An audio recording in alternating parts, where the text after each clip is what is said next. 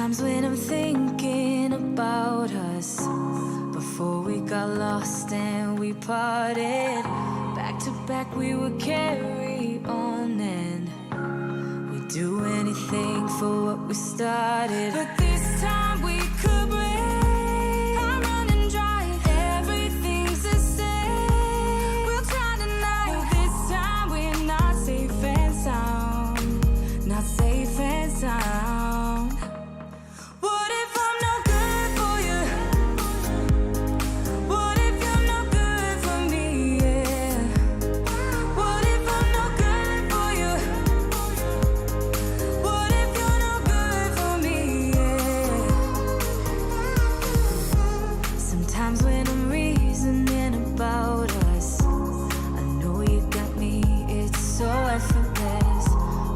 Back we would carry on and we'd do anything for what we started. But this time we could break, I'm running dry, everything's the same. We'll try tonight, this time we're not safe and sound, not safe and sound.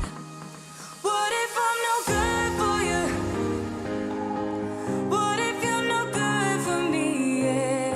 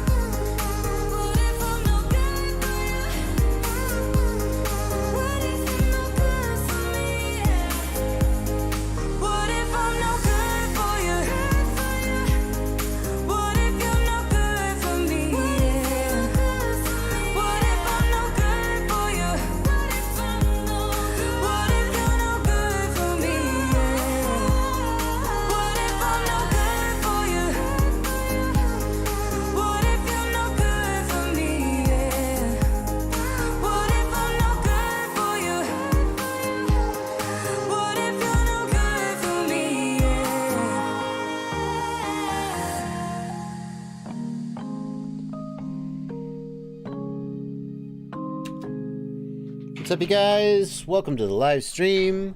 It is the FPV News with JB and ItsBlunty. What are you doing, Blunty? Sit up straight. You're I think this was a problem. There we go. There we go. Welcome to the stream, everybody. We are not an hour early. I see you there, Jonas Wackershauser. Sorry for my pronunciation of your name.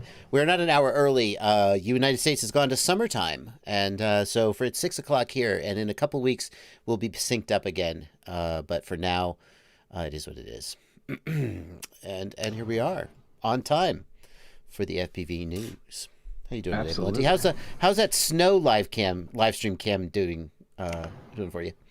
It was good. It was a lot of fun. We hung out, watched the snow build up. We got about 16 inches on the spot I was at. Denver claims they got up to like 24 in some spots. It was quite a bit of snow. So. And in case anybody doesn't know what we're talking about, you just set up a camera and did just like a 48-hour live stream to watch the snow fall, which way more popular than any kind of content I've ever made, apparently. Yeah, or that I've ever made. Yeah, by a long shot. I had 182,000 impressions and about 36 hours of video, so pretty crazy. Yeah. Also did some live drone footage, so I did like a quick weather report because I flew out in the storm and came back, and then I put that up on stream. So that was pretty cool. Yeah, really cool. Well, hopefully, you guys over there in Denver know how to handle the snow, not like us in the South. So I remember I used to live in Georgia, in Atlanta, and we had the blizzard of 1996. I don't remember the exact year. The blizzard of 1996 in Atlanta was like 2 inches of snow, and the whole city was like, we can't go to work today. But James says, live drone crash, you mean? Yeah. Did you crash? Yes. Well, it depends how you look at it. Why is there a debate over whether you crashed? Did you crash or you didn't, Well, right? the first time I crashed into the pole, knocked over everything, yeah, definitely that happened. Okay. The second time, I crashed into the snow, but it was more like a landing crash. So. Landing crashes don't count. That's just how you land. Yeah. People are like, every time I land my FPV drone, it just smacks the ground and flips over. How do I land like that? No, that's landing. That's how you land it. Yeah. Alrighty. Welcome you guys to the news. We are going to be doing the news. I will be watching you guys in the chat. It's true. Check it out. Here's me watching you guys in the chat. Here, we'll turn off that. We don't need that. But not a Q&A live stream. In case you're new here, what we're going to be doing is going over some of the news items of the week. And Blunty, what are the news items of the week this week? So this week, we're going to talk about a new SkyZone Sky 04X update for the goggles and how maybe it doesn't do exactly what we want it to do. So talk a little bit about that. Yeah. There's a new online ESC configurator for BlueJay specifically, but it'll work for all your BLHeli stuff. BLHeli 32 has finally released 32.8, so you get variable PWM right out of the box. Yeah. Lots of ESC related news this week. If you use ESCs, it's a good week for you. If you don't use ESCs, come back next week. We'll also talk about AM32. You did a video with the creator of AM32, an open source 32-bit ESC firmware. So talk about the pros and cons of that. The Fusion module from TBS has gotten an update, which is a pretty big update with all kinds of proper stuff. And for me, I want to talk about it because it fixed my DJI analog issues. Yeah. Talk about what those were and why. Yeah, I think I've always thought that the performance of Fusion was easily on par with Rapid Fire. Actually, the original, anyway, yeah, basically. But the interface of Fusion was always, I thought, its weak spot, and they may have closed that gap. Yeah. Android Plasmatree app is now out called Android Black Box Analyzer. Talk about what that is. That's a phone-based port of Plasmatree. This is for you, Crunked. Crunked is in the chat. Sure. Community Spotlight. By the way, I just want to shout out real quick. Crunked is amazing. He has helped me tune some quads. It's fucking crazy. Like, I'm sorry to curse, but like, no, you got to curse when you got to curse, man. It's like it's kind of mind blowing how different the quad flies when you actually tune it properly.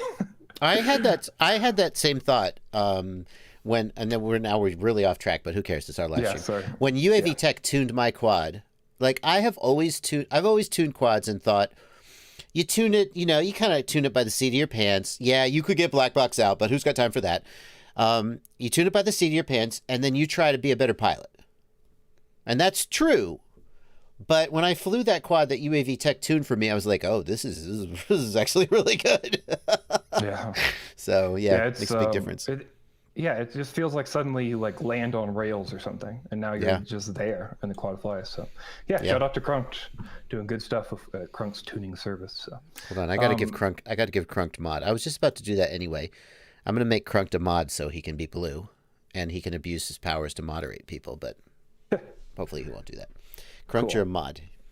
Okay. Continue. He does offer. I don't want to like shill the whole time here, but chill. Yeah. I don't care. Crunked has I'm a all tuning about the service. And it's amazing. Crunk can put a link for that in the chat, I would imagine, now that you've given him mod privileges, if he wants to do that. But it's awesome. You can send him your quad if you don't want to deal with it at all. You send him the whole quad in a box, he'll send it back to you all tuned up.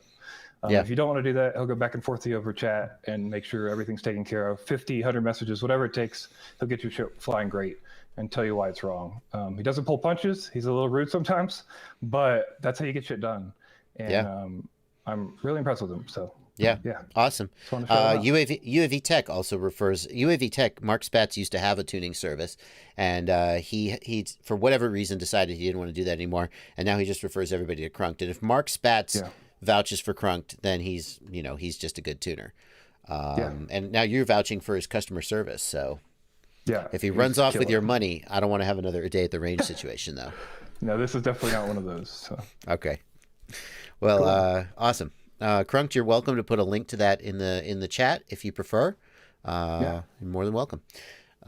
Cool. What else? Cool. Where are we? Where even are we? We got the Plasmatree app. That's right. That's right. So back to the show notes. We got the community spotlight this week. We're going to talk about a goggle power holding bolt for the DJI headset to keep that power plug right in the DJI goggles. So I think that's pretty cool. It's the little things. Yeah. We've got a cool analysis from Hugo from TrueRC. He's shown some analysis of signals from the DJI FPV drone and some interesting things about how it always transmits on 2.4. So we'll talk about that. People are always wondering, like, when is it on 5 gig? When is it on 2.4? And Hugo is just the guy to pull out a RF analyzer and actually tell us. One point, let me interrupt you, Blunty. Rip and Dip FPV says, how does Crunk's tune compare to the Mr. Steel tuned Apex? Very interesting that you ask that. Crunked and UAV Tech are right now working on a comparison of Betaflight, KISS, Falco X by using black box and talking about, well, KISS is a little underdamped by default, and trying to actually put into quantitative objective terms the things people say about the different way that they fly. And I'm sure we're going to cover that maybe on the news when they get a little 100%. Further along. But the conversations I'm hearing so far are really exciting to my little nerd heart, and also really pissing off some people who don't like that approach to. Yeah. Well, if anybody knows UAV Tech, Mark Spatz, he's all about demystifying all the magic. You know, like we want to get rid of the magic. We want to tell you what's going on back there, why it's different, why it's the same, like all those kind of things. So, and Crunked is a huge advocate of KISS and will tell you all day long to buy FetTech gear and that FetTech's the best and KISS is amazing. So it's cool to see those two collaborating, talking about the pros and cons. He's making sure everything's being taken care of properly. It's really exciting to see. I get one more shield thing I guess we could do real quick. UAV Tech has a Patreon. If you sign up for UAV Tech's Patreon, you can actually see this discussion, the whole thing, in his Patreon, in the KISS channel. You just have to sign up. So all right. Cool. Okay, 2 more things on the show notes, and then we'll actually dive into the news. Yeah. So be careful about updating your BetaFPV LiteRadio 2 SE. We'll talk about why. We mentioned a firmware fix a couple of weeks ago, I believe. We'll talk about why you might be careful when you do that, and maybe how to identify the issues or what's going on there. Dave C., we talked about his Nano long-range 1S build. That is finally complete, and we're going to look at that, and I'll tell you why I think it's pretty cool. And I'm going to rant for a minute, and maybe you will too. Sweet. About manufacturers not putting diodes on their shit, so there's no reverse polarity protection. Okay. Because I'm about tired of it, and it's pretty cheap. So. All right. Well, you never know. We may get something done. You rant on my channel. Maybe someone will take notice. No, I'm not trying to toot my own horn, but all right. Let's start with the firmware update for the SkyZone Sky 04X. SkyZone Sky 04X. Great goggle. Beautiful screens, wonderful price point, great interface. Oops, the rapid mix module that comes in it had some rolling screen issues, like Rapid Fire did when it first came out, growing pains, and now they've released a new firmware that fixes those problems. Yeah, unfortunately it doesn't. They released a firmware like a little while back, a month or two ago maybe, where they added a diversity mode. So they basically, I guess, I don't know how you want to look at it, but they basically said, well, if we can't make it work in mixed mode with some receivers, you could just put those in traditional diversity with our receiver and it'll work, and sorry, that sort of thing. I believe that's a camera/VTX compatibility issue. Yes, correct. So unfortunately, instead of patching a fix for that, they've added a whole bunch of other features which are great for people who own the goggles, but unfortunately it does not address the issue with the receiver. And that's the big issue. Like I said, Rapid Fire had the same problem when it first came out, that it tries to do this sync pulse reconstruction. And basically, the way you can think of it is like you're trying to keep time with some music, except every so often the drummer misses a beat. But you could keep up with the music, right? If the drummer drops a beat, you just keep tapping your foot.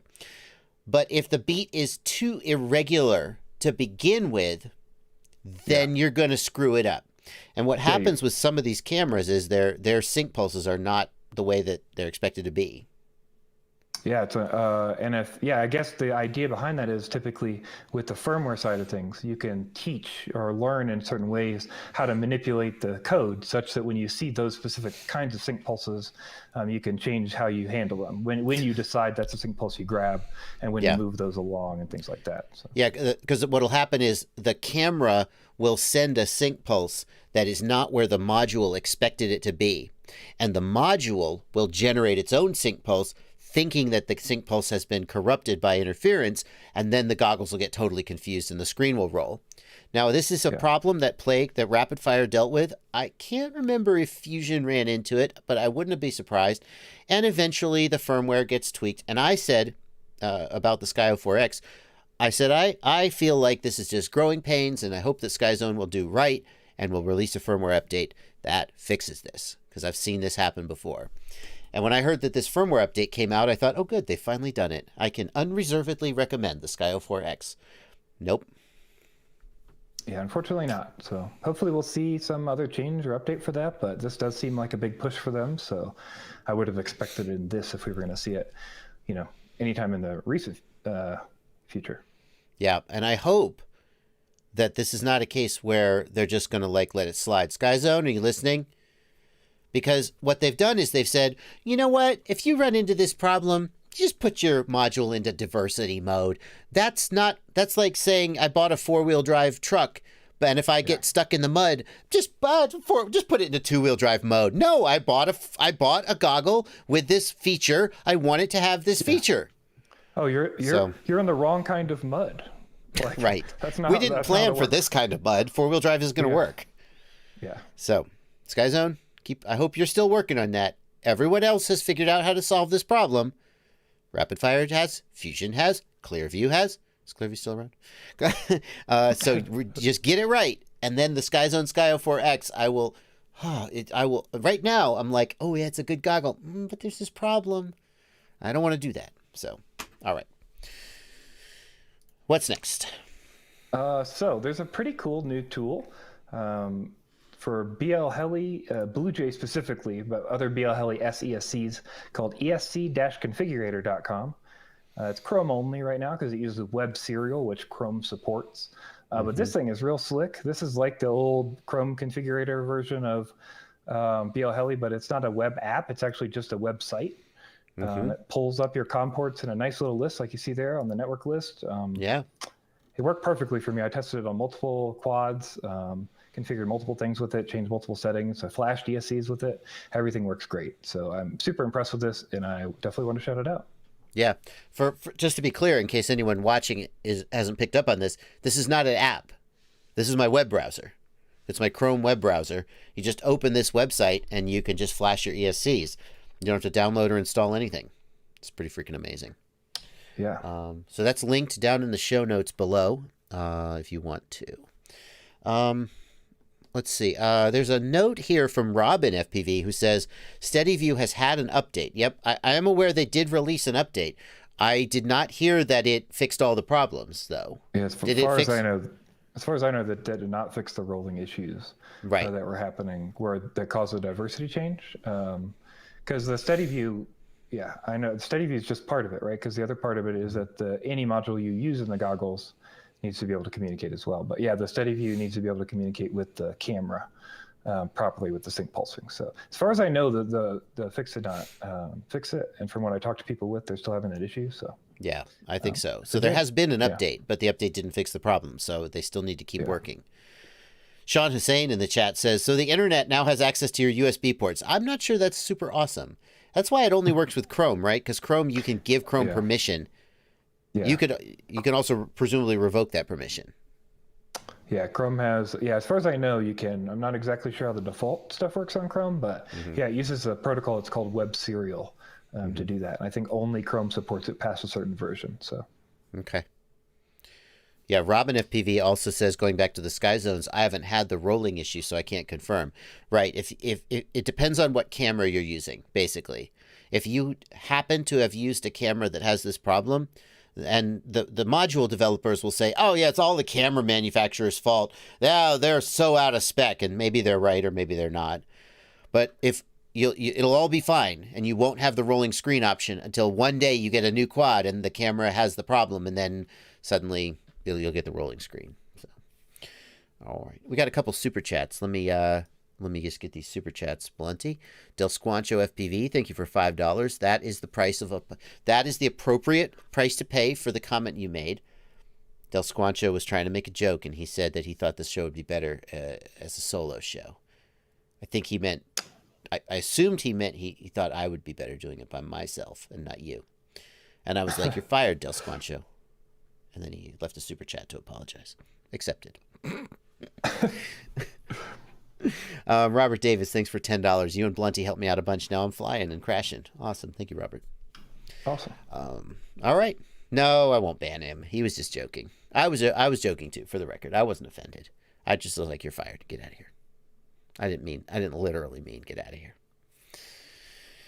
Beantime in the Discord says by default they can't use web serial. You have to enable it. You have to allow it. Okay. So you'll get a dialog box asking you to give permission. That seems more reasonable. Presumably it's on a site-by-site basis, I would guess. All right. What's next, Blunty? In the world of ESCs, we'll move on to BLHeli 32 from BLHeli S. So BLHeli 32 has finally released version 32.8. This was in beta for a while. It was like a 32.7 point something, but now they've all rolled it into 32.8. And the main feature that I'm excited about, I think most people will be excited about, is our variable motor PWM frequency. We've talked about this before. I've been testing it for quite a while. But all they do basically is you set a low PWM and a high PWM, and then as you move up in the throttle from 0 to 100, you linearly scale up from 24 kilohertz to 48 kilohertz in PWM. And this is a super exciting feature because the right PWM frequency, let's just set aside the question of like, what is it? Because this is not the place for a tutorial about that. But a lower PWM frequency gives more torque to the motors and better braking and can result in better low throttle stability, and a high PWM frequency is basically smoother, maybe because it has less torque. Less torque means smoother, and results in less mid-throttle oscillation and smoother motors at high throttle. And so the question is like, which of those is the best one? And there's no one right answer. Right. And so, yeah, the solution hopefully is, and it seems to be, that works really well, is just to scale it. And so you get the benefits on the low side when you're on the low side, and you get the benefits on the high side when you're on the high side. And now you can get that with BLHeli 32. And I'm super looking forward to trying that out, because I have seen a lot of cases where adding dynamic, like Betaflight will add like the dynamic this or the dynamic that. And in the past, I've seen cases where it made more problems than it solved. So hopefully this actually like fixes throttle chop bobbles, as Ciotti says, low throttle stability issues, etc. Yeah. But we actually have to test it in the real world to find out. Yeah, in my experience, I've been able to back off on thrust linear, because typically with 48 kilohertz, I'm running thrust linear 25, like most of the tunes are, and I've been able to back off or totally get rid of thrust linear to get that to work out. So. That's the approach Ciotti used on his quad that he tuned, is 48K makes the low throttle less stable, thrust linear makes the low throttle more stable, but the downside is that if you crank your PIDs and you crank thrust linear, as soon as you tap an object, you bounce off at like a barn or something at low throttle, everything freaks out and it can really overreact. So hopefully this actually allows you to do that. But the way that BLHeli 32 has done it is not, you think, oh, well, that's fantastic. How could you make that better? Well, it turns out that someone has, at least in theory, AM32 is a new open source firmware for BLHeli 32 ESCs. BLHeli S has always been open source. BLHeli 32 has not been. So this guy sat down. His name is Pete Smits, and he wrote his own firmware. And it has variable PWM frequency too, but they do it a little bit differently, don't they? Yeah, so he thought about it, and his idea behind variable PWM was, okay, all that like low and high throttle stuff is cool, but really the benefit would be, like, we've got this issue with RPM harmonics. So as you move up in your throttle and you're getting in a higher and higher RPM, as your RPM comes to be a fractional number versus your PWM frequency, you're going to start to get vibrations in the quad, basically, from the harmonic that you hit. And so his idea was, instead of just scaling linearly based on throttle, instead you'll go into the software and you'll actually enter the number of motor poles and the motor size and stuff. You enter, the kV and the motor poles. Correct. And then if you enter the kV and the motor poles, it will actually decide the variable PWM for you, trying to hold a lower PWM as much as it can on the lower side. And so that basically means that it's going to ride under the RPM harmonic and then go up with the RPM harmonic under it, so it'll never see that RPM harmonic. Yeah. Whereas if you base it on throttle, the ESC doesn't know what the motor RPM actually is.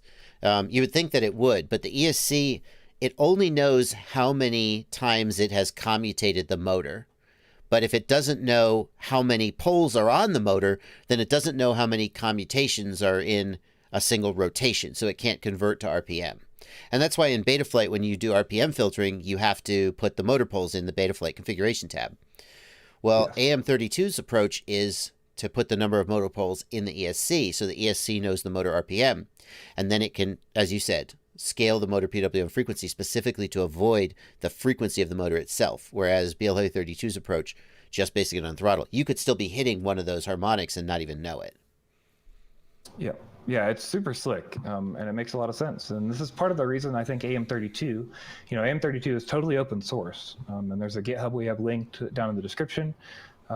You can contribute to this project, and right now there's a list of BLHeli32 ESCs that you can flash it onto with an ST link. So you will need an ST link to poke into the pins, so you do the initial flash.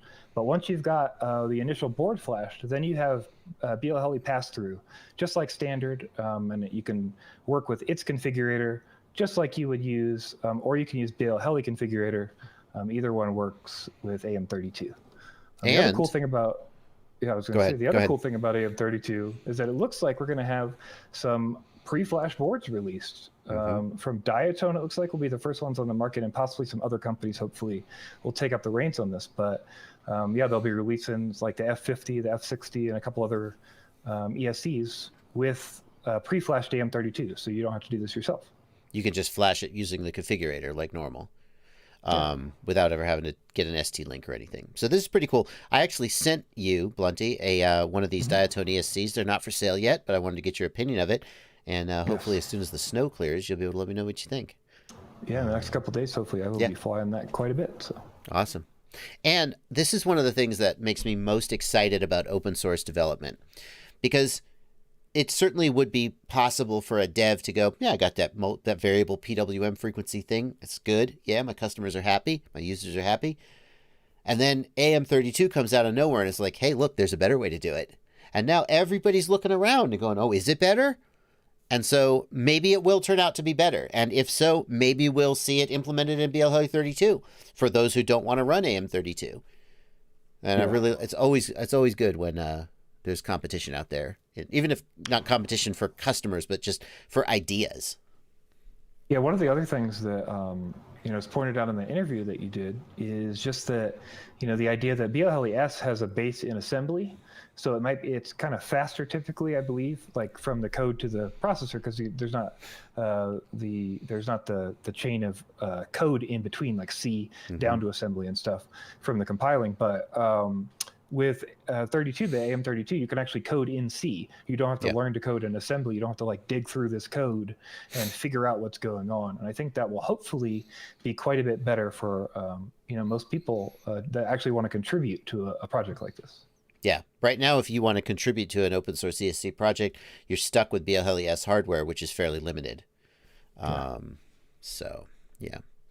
All right, cool. I have an interview with Pete Smits. If you missed it when I posted it, I have an interview with Pete Smits, the developer of AM32.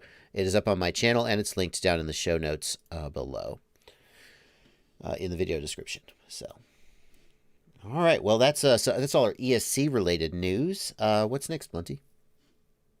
So we're going to talk about, TBS Fusion has released a new module update, and it is, I'm going to say, pretty freaking exciting. They've got all kinds of stuff in this update. They've redone the entire interface as far as like everything you see in the goggles. They've got a new spectrum analyzer, the matrix display. When you look at things, you can see the whole spectrum at once. They've got a new OSD option. So if you used to use like a separate OSD, let's say you have like a KISS flight controller and you would use a separate OSD, now you could use Fusion OSD and totally avoid using an FC OSD if all you need is like battery and VTX and LQ and stuff. All that can come through Crossfire into your Fusion now without totally avoiding the flight controller. Yeah. I'm trying to find TBS, where in Steele's videos. People told me in Steele's video near the end. he shows it. Yeah, there we go. I'm trying to find it. Go ahead, keep going, Blunty. But yeah, so TBS Cloud also now goes directly from Crossfire to the Fusion. So once you've got the Wi-Fi set up, you no longer have to manage it through the phone. So they can talk to each other now with the new 1.41. That is an alpha. But just a lot of progress here. They've also worked with Orca. They've got an injection molded cover for the Fusion finally. So Orca fans are definitely going to be happy about that one. Yeah, I'm just really impressed with this. As always, TBS is definitely pushing constant updates for their products, and this is another example of that. Yeah, the new interface looks really sophisticated. It's pretty interesting. I've always thought that was a weak spot of the Fusion. So TBS often releases a product that in the beginning is promising and solid, but maybe not quite as refined. And then over time they continue to refine it. And if you just like their TBS Cloud right now is pretty clunky. And it's been kind of unusable for some people. And they're like, what is this? And they're like, don't worry, it's coming. And then they continue to refine it. And eventually they're just like the standard. So looks like that's happening with the interface to the Fusion goggles. So that's exciting. Yeah, and I just want to give one other shout out. So I don't know if this was on purpose or not, but one of the things that happened previously when you would go to the matrix display in the Fusion would basically try to automatically tune in the background or in the front, whatever would happen, to the signal that was the best that it could see on the band that you were on. Mm-hmm. And so the biggest issue that I had before on the DJI was it would go black screen and then come back to AVN and black screen and come back to AVN because the sync was weird and it wasn't getting a good signal and such. I mean, it basically made the Fusion unusable for me. I took it off my goggles. Mm-hmm. And so I put this new update on the Fusion and it totally got rid of that. Now, if you're in the spectrum analyzer or the matrix display, it doesn't automatically pick a channel for you no matter how long you sit. So you can look and wait for it to scroll across and look at all the different things. And then I can go exactly to the channel I want, click the button, and it pops right to my channel. So yeah, solves my issues. Awesome. And it's cheaper. Rapid Fire is like 150, 160 bucks. Fusion is, I think, 110 bucks. I mean, I feel like the price of the Rapid Fire has to come down. Fusion is 120, right? But still, yeah, $30 difference is quite a big difference. Yeah. So yeah, I mean, I'm sure that Tony Cake would make a compelling argument as to why there's $30 more value in a Rapid Fire. But I think for the average person who's just trying to tune in a channel, like, I think it's tough to make that argument. Yeah. Anyway, Rapid Fire was on sale for $99. That's a hell of a deal. If you can find something for that cheap, that is a great deal. Blunty Dog Life UK says in the chat, I'm trying to beat Blunty's time on Velocidrone Whoop competition has destroyed me. Literally 6 hours on the same track, not even close. Are you that good? Or is he that bad? I'm pretty, I'm like still 13th or 14th, I think, out of like, however many pilots. So Respect. Yeah. Pushing those times. We've got some super chats to read. Ho Operator, thanks for a $5 super chat. I'm going to decline to read your super chat because I'm not sure. I'm not sure I want to read it. But thank you. I feel like it's maybe got some overtones that I don't want coming out of my mouth. But thanks for your donation. You're always a active participant and a generous donator, and I really appreciate it. Ryzex, thank you for a $10 super chat. For you or ItsBlunty, if you change your flight controller but keep the same ESCN motors, do you have to retune the PID tune? Very good question. You should not, but you might. Like that's my guess. Is like, yeah, like he says, I assume filter settings will have to be changed tune. Yeah. So So I think if you assume that filter settings are going to be changed too, and the only thing you're considering is PIDs, I think the issue is if the KV is the same and the response is the same for the motor. So if the motor is the exact same size, the exact same model and everything, and it's within a few hundred RPMs at each response level and curve, it's going to be the exact same. I think for most people on most tunes, like that's not like a crunk tune or something, like you're not going to notice the difference and you're not going to change anything. That's what I'm going to say. You're going to be at your same PD balance. You're going to be at your same PD gain. You're not going to be changing those things. You're just going to be adjusting filters, maybe if the motors are noisier or less noisy to get that extra filter latency. But that's about it, I think. That's interesting the way you took that. I assumed when he said you keep the same ESC and motors, I assumed he literally meant. Oh. I mean, but you took it an interesting direction. I would say that if the weight of the quad is the same, the motors, props, and ESCs are the same, then the PIDs are going to be almost exactly the same. The only thing in the flight controller that might be different is the gyro and the noise level of the gyro. So you could have a flight controller and there's just some tolerance in the gyros. Some will have slightly better noise levels. So if you especially move to a flight controller with a different gyro chip, then you may not be able to run the filtering exactly the same. But other than that, I would think that the PIDs would be almost the same, especially as you pointed out, Blunty, most people aren't running their PIDs like super close to the edge. Yeah. And so if your PIDs already have some latitude in them, you're probably not going to need to change them. Very good question, Razix. Ideally speaking, all the gyros should show you the same rate of degrees per second of change. And then everything should be all happy and kosher, and then it should be no different to Betaflight. Yeah. But depending on how everything goes, that might not be the case. So. You could have a flight controller where on this flight controller, you can push the filter sliders all the way to 2.0. Yeah.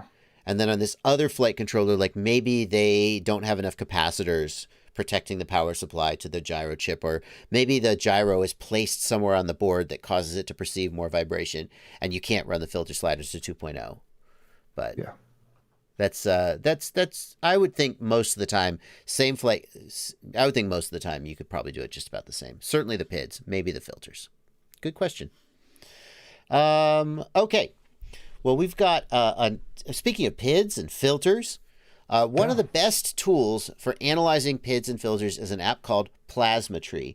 In fact, Blunty, will you add to the Google Doc, will you add the link to the actual PC-based Plasmatree app?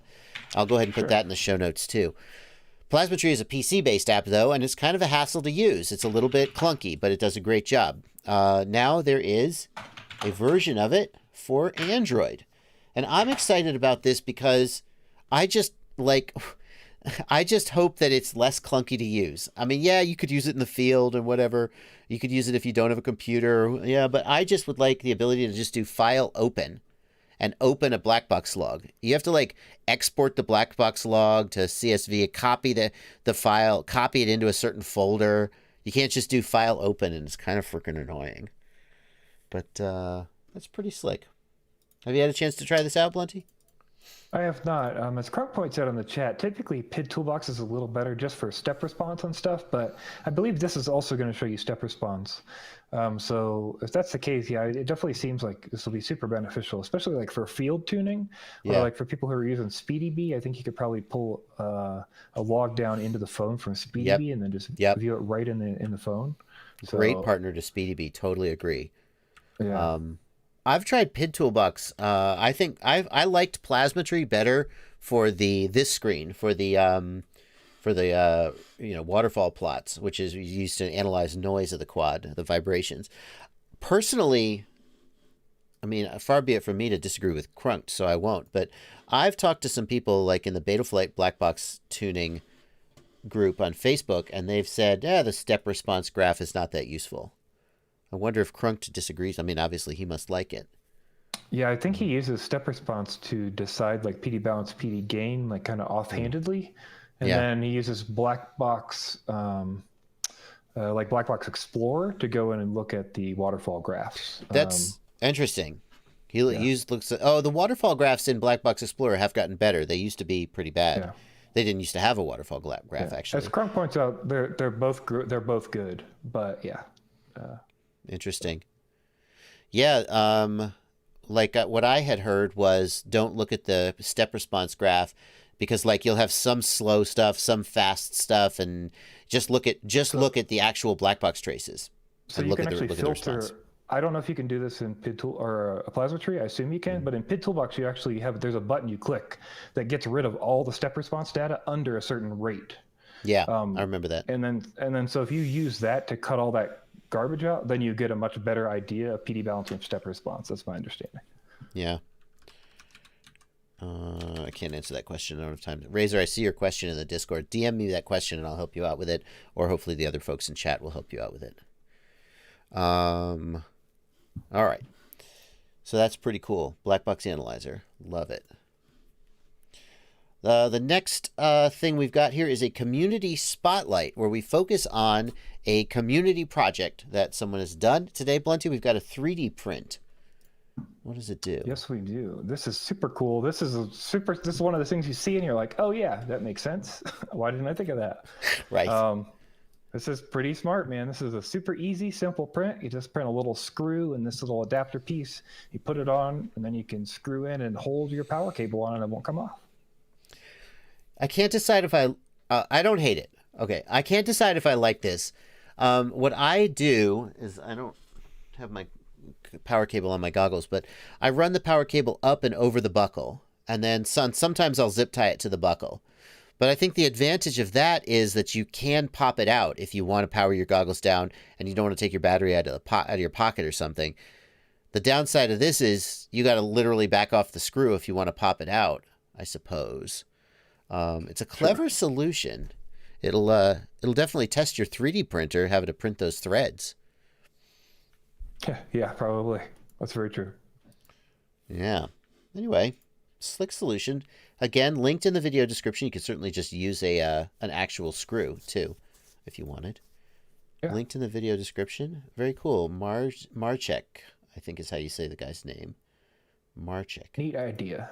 Yeah, neat idea. It's the beauty of 3D printing, isn't it? How are you supposed to print this?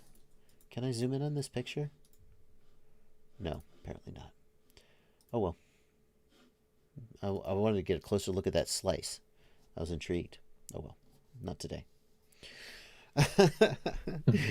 All right, what do we got next, Blunty? So we're going to look at some testing that Hugo did from TrueRC. He's got a ridiculous Keysight microwave analyzer, and he's been going through the motions and doing all kinds of testing on the goggles and trying to see what they're sending out in drone mode and what exactly is going on and stuff. And he's got a bunch of different scope images here of the 6 different channels. If you scroll down, he's got the 3 2.4 channels, and then he's got the 3 5.8 channels. I'm going to show these graphics to the chat, no, most people probably won't even know what they're looking at, but he's got some descriptions on the side, doesn't he, Blunty? Yeah, just a little bit. You kind of have to know what you're talking about, but you can intuit from basically what's happening here. Because if you look at those, those look pretty normal. But once you get to the 5.8s, you see a little bit of extra stuff going on. Okay, so here's channel 2. So he's showing here the 3 different channels in 2.4 gigahertz mode. Channel 1, and the red is sort of the transmissions, I guess. Yeah. Channel 2 and channel 3. So we see the goggle moving up and down the frequency band. That's sort of as you would expect. Here's 5.8 gigahertz, and we can see the different channels, channel 1, 2, and 3. It's just showing that it's transmitting. Yeah, but you'll see there's some extra banding on the channel 2 and channel 3 there. And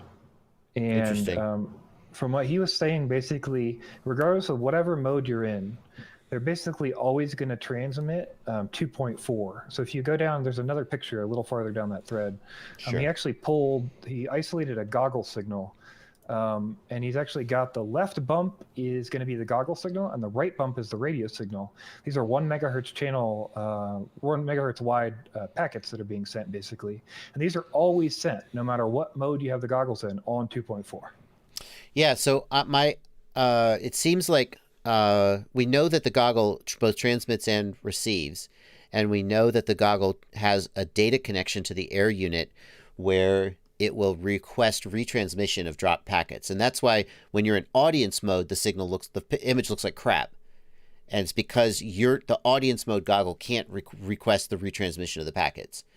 Perhaps those 2 1 megahertz side channels are the control link that the goggle uses to request retransmission, and the control channel, obviously, for the controller. Sound plausible? Yeah, it seems like one is maybe like a radio sync pulse or something like that, and then one is a goggle sync pulse. Yeah. But it's definitely interesting to know that they're just always sitting on 2.4 like that. So no matter how you have it set up, you're always going to get just that little bit of bandwidth used up on 2.4. The hope would be that this is all digital spread spectrum and you don't have to think about it too much in terms of interference. Yes, that would definitely be the hope for sure. Yeah.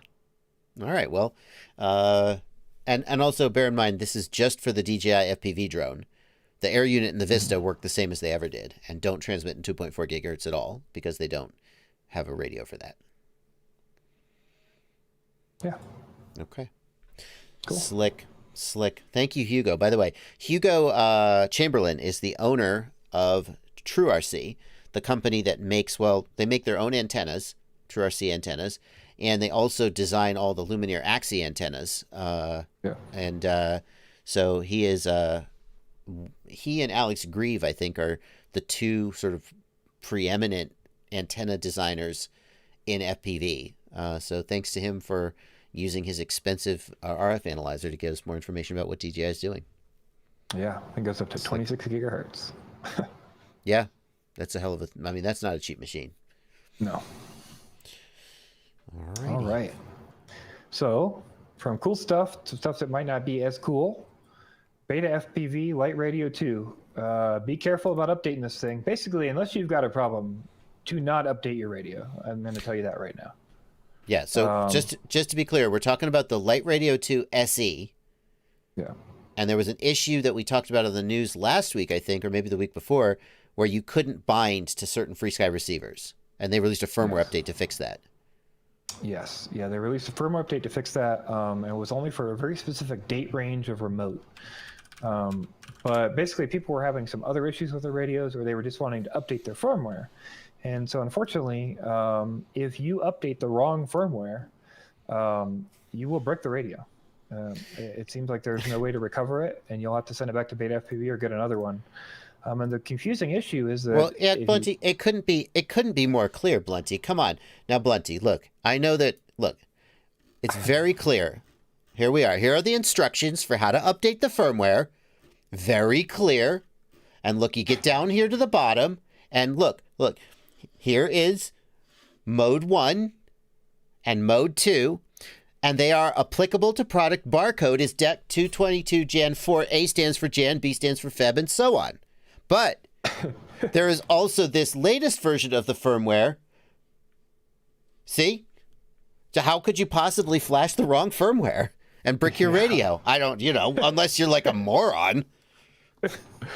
Yeah, so basically, I don't think anybody knows right now what you're supposed to flash onto what radio, unfortunately. Right. And if you flash the wrong one, you brick your radio. You flash the wrong one, you brick your radio. So I would recommend not upgrading that radio anytime until they put out a statement. And maybe even after that, wait and let people test it and make sure everything's working well. So the only people who should be updating are people with product barcode is December 22nd through January 4th. If you can discern what that means, it looks like you're going to look for a letter on the back of the radio and make sure that it fits in that date code. And if that's all the case, then you can flash this firmware. And that's the only time you're going to do that is if you cannot bind with certain firmware. So. Yeah, if you're able to bind to your FreeSky receivers with this LiteRadio, then don't just pretend none of this exists. And if you're not able to bind, then you have to figure out which firmware file to flash and hope you flash the right one and don't brick it. And if you do brick it, then just reach out to BetaFPV and their excellent customer service will be back with you quickly. No, we could hope that's not what we're hearing. That's not what we're hearing. Not what I've heard. Okay. All right. And to be honest, it sounds like that's if you didn't have gimbal problems or anything else with that radio. I really wanted that to be such a good radio. Like, I got one. And it's actually, it's nice to use. The gimbals feel decent. For a $40 radio, the gimbals feel amazing. Yeah. And I thought it was a really good value. And then people were like, yeah, but the solder joints on the gimbals, the wires pop off and you have to resolder them. And it's like, if you could just build it with even the tiniest bit of quality control, it would be so good. But apparently not. It's a shame. Maybe one day. Yeah. Beantime says, yesterday you said you never said anything about BetaFPV customer service. I mean, until now, I have talked about their products. I haven't talked about their customer service. In this case, specifically, we're looking at a guy who said customer support is not answering. So my little joke about their customer service is specifically referencing this. Right? That's what that's a reference to. Let's see. All right. Yeah. Okay. So we looked at a project a few weeks ago, sometime like that. Dave C. FPV, who has the Recon and the Flywheel Explorer, made the Nano Long Range a 1S long range quad, just to basically see if he could do it, because it's pretty cool. And that's what we're seeing here. Just pop in your battery, boom, you're ready to fly, baby. So I think one of the coolest things about this is that battery tray. It's just super neat. It's just so novel, and it feels good to snap it in there. And it looks like people are getting anywhere from like 8 to 15 minutes on this thing, with either the lithium ion battery or with the like 600 milliamp hour LiPo. If you put that on it instead on this build. But yeah, he's got this whole build on his Thingiverse, and he's got a video here explaining how it works and what you're going to expect out of it and stuff like that. Links to all that down in the video description, of course. Yeah, obviously, this is a little bit more advanced to a build. You've got to add an LC filter to clean the power. You're going to add a step-up filter on 5-volt, because you're going to have that lithium ion going down quite a ways. That's like 2.5 volts. Got a 3D printed frame. I'm sure that there's going to be a carbon version someday, right? Or is 3D printed the vision for this one? It seems like maybe 3D printed is the vision for this one, just because it's kind of a 1S, like not expected to fly amazing anyway. He talks about getting tossed in the wind a lot, and it definitely doesn't have a lot of power, but for what it is, it seems pretty cool. Yeah, and so he's got a full tutorial built here about the build and setup. How to build your own, how to print your own. Pretty freaking slick. It's really great to see Dave thinking outside of the box here. Yeah. I love to see people pushing boundaries, man. Yeah. And he's definitely doing it. And I'm amazed at what people like Dave and Kebab have made possible off of 1S. Like Dave's working with 18650 cells. Kebab is working on like little 450 milliamp hour tiny whoop cells, but just can't believe how much you can get off of freaking 4 volts. Who knew? Yeah. Kiwigus says in the chat that Dave is working on a bind and fly version with carbon fiber. Great. Yeah. It looks like maybe at the end of that video there's a carbon fiber one. And it's just got 3D printed accessories. So get a little look at that. So sweet. Cool. All right. Okay, well, that brings us to the last segment of the show. Blunty, where you have something you want to rant about. I'm always down for a good rant. So what are we ranting about today, Blunty? All right. Manufacturers, it is time to add polarity protection onto your equipment. If I spend $600 on a pair of goggles, I'm looking at you, Orca, that does not have reverse polarity protection. That is a problem. Yeah, that takes a diode, or that takes a small like current bridge, or what's called an ideal diode. It doesn't even take power actively. Maybe it costs a little more to implement, but it just seems insane to me that they're doing this. And I saw a post today. Obviously I haven't verified it, but it seems pretty legit. They are denying a warranty based on somebody plugging in the battery incorrectly, which I can get, but at the same time, I have a $600 pair of goggles, and you can't put a diode on it. I mean, there are electronic solutions for this that cost pennies, and it's just unfortunate to see manufacturers not taking this avenue. Why wouldn't they put a diode on it? Voltage drop? Yeah, but so the problem is, somebody was telling me basically that can happen with diodes, but all you have to do is instead do what's called an ideal diode or a current bridge, which takes like an extra FET, and that handles all that work for you, and then that's not a problem anymore. And yeah, maybe that costs $50 or $1 or something. Like I don't know exactly, but Yeah. I remember from my days, I used to do a lot of Arduino sort of hobbyist stuff and designed very simple electronic circuits. And that eventually led to me getting into FPV. And I remember, seeing a tutorial about how to build reverse polarity protection into your circuit. And it's just like there's a basic circuit diagram that you put on the other side of your power input. And then like it just protects the whole circuit from reverse, and it's easy. So why? Damn it. It just seems insane to me that, I don't think anybody's going to complain if you charge $601 or whatever the cost of the goggle is, right? If you throw an extra buck on there and give me reverse polarity protection, that seems to me like a basic thing. It doesn't have to be perfect. Orca's a revision 1 product, but I think most electronics designers would see that as a major flaw in the design of the product. Well, anybody designing consumer electronics, would they? I was going to say anybody designing consumer electronics would protect from this. I mean, is the flip side of this rant that you assume that, like, how are you going to wire it backwards? You just plug in the plug. That's why the plug is how it is. But that's not true for, like, if you're plugging an XT60 into your goggles, it's easy to get that backwards. If you sell something that plugs into the wall, you don't assume that anyone would be soldering it up. So maybe the problem is that they're treating this like a piece of consumer electronics when it is actually being used by hobbyists, and so that protection is going to really matter. Yeah, I mean, also just the fact that I believe, I haven't verified personally, but I was told today that DJI and HDO2s both have reverse polarity protection. And, so it seems like it's not that hard. That's all I'm going to say. Well, we know it's not that hard. We know it's not that hard because it's just a thing that designers can do with a couple of cents worth of parts. I mean, I'll just say, I think this goes to other products though. Like you could put a diode on a lot of different things. You could put a ideal diode on a lot of different things to protect from this issue. And if it costs an extra buck on a product and you save new people or people who are advanced from accidentally shorting something, I just cannot see the downside in that.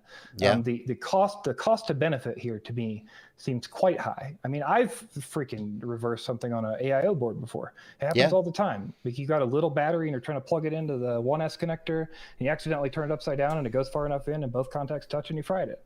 Yeah. And it's not crazy to think that this can happen to people. So I'd love to see manufacturers start to do this. Many people pointing out that anything that takes batteries, cells, could have reverse polarity applied to it. Like you could argue if you're soldering up a flight controller or an ESC and you solder it backwards, that's on you. Although still it would be nice to have. There are a few flight controllers out there with reverse polarity protection. Yeah. I think the SP Racing boards had it. I think I remember that being one of their selling points.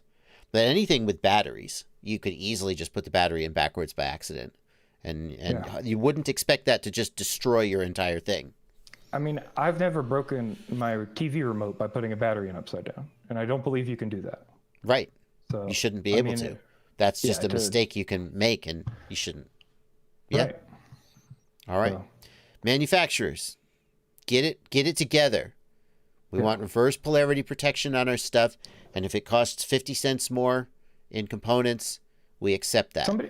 Somebody points out too, you could also fuse it. Like if it was that bad or if it's that big of a deal or whatever, there's some other crazy problem. I'm sure a cheap little fuse would work, or a poly fuse like you've had on your charging boards before. Yeah.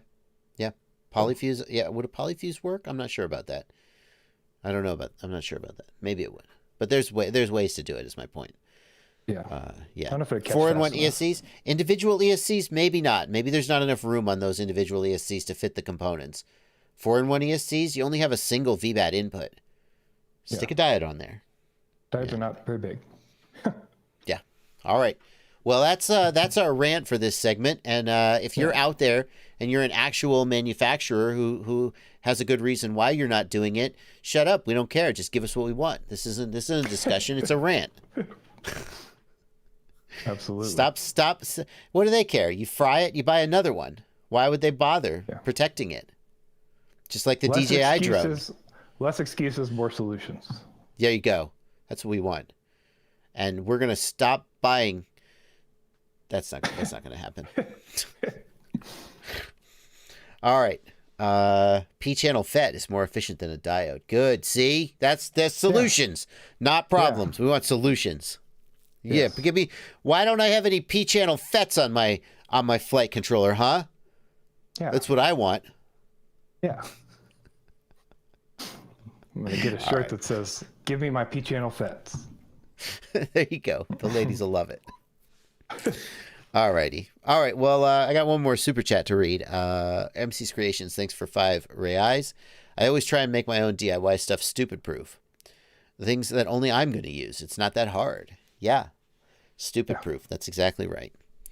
We're going to stop buying crappy products, says Robin FPV. Now, on to the DJI drone. Ooh. Ouch. Another product that seems designed to break easily and then make money from replacements. Yeah, absolutely. John Citizen says a 10-cent polyfuse saved my JB balance board the other day. Awesome. Yep. V-Fly Short Saver Lava Chemist will not save you from reverse polarity, unfortunately. I mean, it might. I did a test.